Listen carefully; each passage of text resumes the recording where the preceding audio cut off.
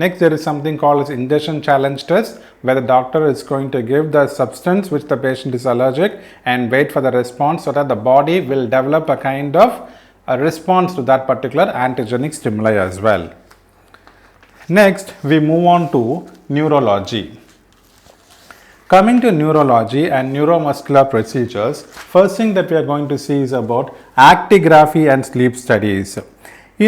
When you say about actigraphy, it talks about the actin. So here, this is going to record the gross motor movement over an extended period of time with actigraphy.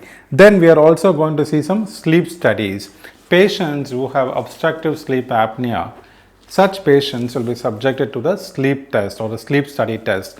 So for the sleep studies, you should know whether the patient is awake or drowsy or it is like sleepy. You should know all that. The sleep study should be done at least for 6 hours.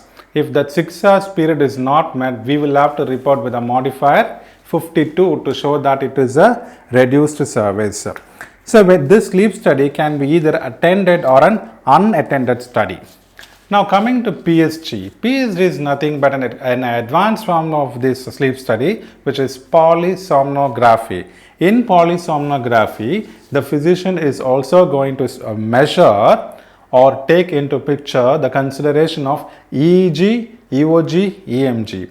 EEG is electroencephalography, EOG is electro-oculography plus EMG is electromyography.